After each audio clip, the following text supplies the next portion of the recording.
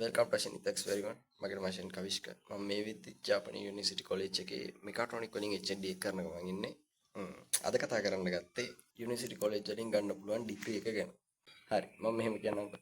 University college පටන් ගත්ත කාලේ ඉඳන් මේ වෙනකම්ම යුනිවර්සිටි කොලෙජ් වලින් හදාරන්න පුළුවන්කම තිබුණේ HND එකක් දක්වා විතරයි.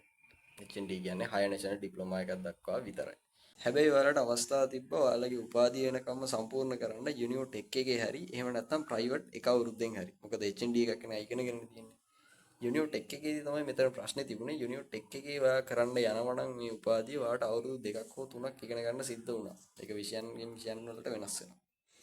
අන්න ඒ ગેප් එක තමයි මේකෙන් නැති කරලා දාලා තියෙන්නේ. හරිද?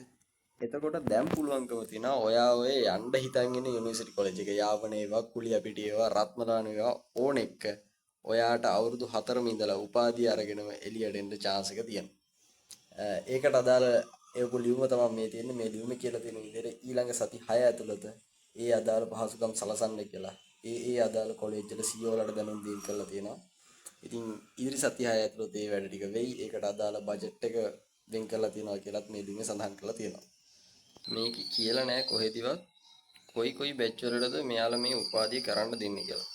දැනට තියෙන දත්ත අනුව මට හිතන දේ තමයි පොදුරට අපේ බැච් එකට සහ ජූනියර් බැච් එකට උපාධිය දක්වා කන්ටිනියු කරන්න බැරි වෙයි. සමහර විට ඒක එහෙම නොවෙන්නත් පුළුවන්. 90%ක්ම chance එක තියෙනවා අලුතෙන් එන සුපර් ජූනියර් බැච් එකේ කියන්නේ 2025 A level කරපු ඔයාලට උපාධිය වෙනකම්ම එකම කොලෙජ් එකේ ඉඳගෙන ඉගෙන ගන්න. හරිද? right anyway. දැන් ඔයාලට මේකේ සමරි එක මම කෙටියෙන් කිව්වොත් ඔයාලට දැන් 2025 එල්එල් කරලා එන කට්ටියට බොහෝ දුරට කොලෙජ් එකට ඇවිල්ලා උපාධියක් අරගෙනම එළියට යන්න පුළුවන්කම තියෙනවා.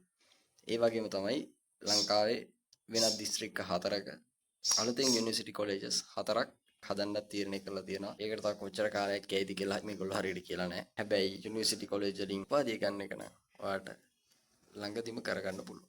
ගිහින් එන්න. bye.